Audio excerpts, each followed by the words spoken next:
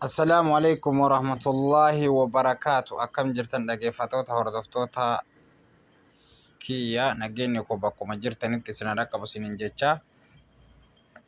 Appilikeeshinii xiyyeetti agarsiise kana yeroo ammaa kana namoota hedduutu fayyadama. Waan aappii kanaan beekanii nama hedduutu seenee irratti hawwannaa fi imeelii ofii galchaa jira.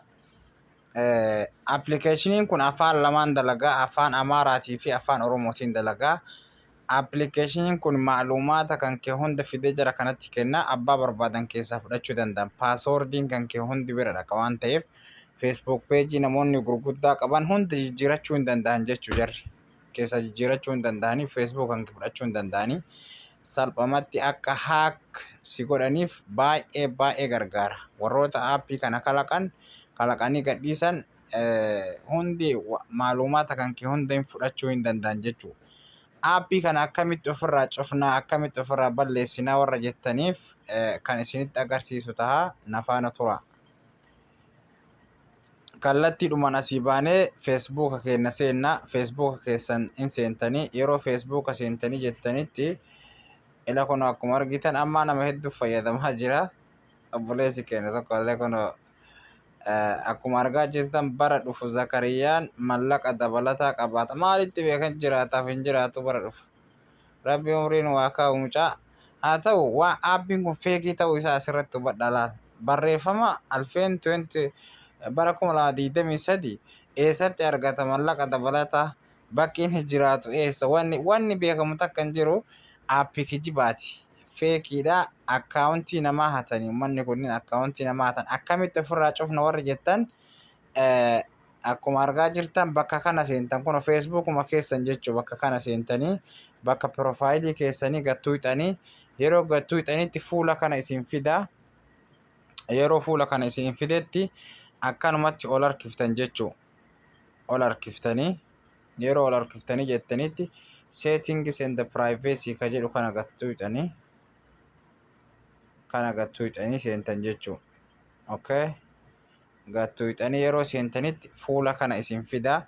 Yeroo as isin fidetti settings ka jedhu tuuxanii namni hin beekne hin jiru kana.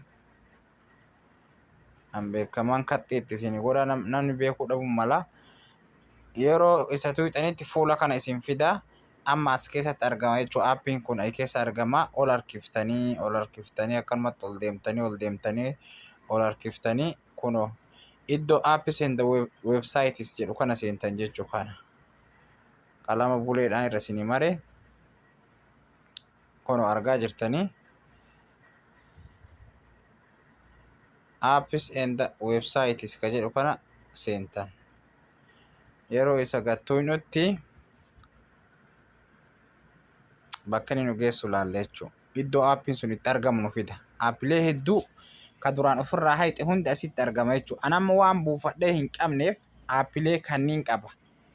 Aappilee mallaqa nyaatan hedduu keessaa balleessee jiran duraan jechuudha. Aappileen yeroo hayxanitti isiniyyuu innuu isinitti agarsiisaa deema. Yeroo garii jawwaalumaa jubar amma update godhi isin jedhee sitti deddeebi'ee aappii si gaafatu jira. As keessatti argama hundi isaa asiin ofirraa haquu dandeettan jechuudha. Fakkeenyaaf amma tokko haynee ilaalla. Mee yookaan tokko gaseennee ilaalla. Akkaawuntiin namaa jara bira hin dhaqamoo hin dhaqu haqiiqatan ilaalla. Fakkeenyaaf stars and play ka jedhu kana gattuudha. Garuu gubatee jirallee waan ta'eef mee gattuqee ilaala daqiiqa. Ifama. Yeroo akkana gattuqetti fuula kana naa fida. Akkaawuntiin kan kee jara bira dhaqu ragaa kun asirraa fudhachuu dandeetta. Amma akkaawuntiin kee jara kana bira hin jira laal. Shuuf. Paaswoordii kan keellee fuudhee fidaaf wanni.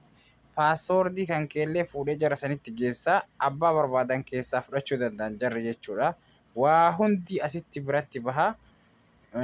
Fuudhee fidaaf jechuu akkaawuntiidhaan kunniin kun amma akkaawuntiin kiyya Baalee TV 539@gmail.com kun kiyya. Paaswoordii kiyyallee fiduuf hin danda'a. Garuu karaa hin taaneen ani rimoo ofirraa godhee expire ta'ee jira na biraa badee jira. Alfeentisa ta'a shariidha kanarratti bu'ee amma waggaa 3 dura jechuudha. Akkamitti ofirraa hayna waan jedhu ammoo remove ka jedhu kun iddoo kanatti bahaa gubbaa isaa aappii masan jalatti remove ka jedhu kana gattuuta. Remove yeroo ati gattuutetti asitti waa lama sii fida. Ka duraanillee balleessuu feetamoo waan duraan poostii viidiyoo garagaraa poostii gootellee balleessuu feetamoo moo kama ammaa qofaa ka jedhu kun asitti mallattoon kaahaa asitti fidaa tuqaa sarraayitii itti goote yoo barbaadde yoo maraayyuu balleessuu barbaadde yoo ammoo lakkan aappii kana ofirraa haquu fedhaa ammaaf jette illee hin dandeetta. Sanitti illee yoo barbaadde remove ma goota. Remove kuno amma bade jechuu amma keessa kun hin jiru akkuma argaa jirtan aappiin sun keessa hin jiru. Aappilee san hunda kana hunda akkanatti ka isin barbaachifne ka duraan azaa isin godhe hunda as keessaan ofirraa balleessitanii jechuudha. Akkas inshallah haga qophii biraatiin walitti deebinutti nagaatti.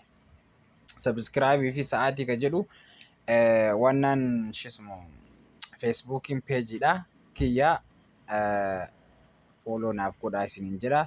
Assalamu alaikum warahmatullahi wabarakatuh.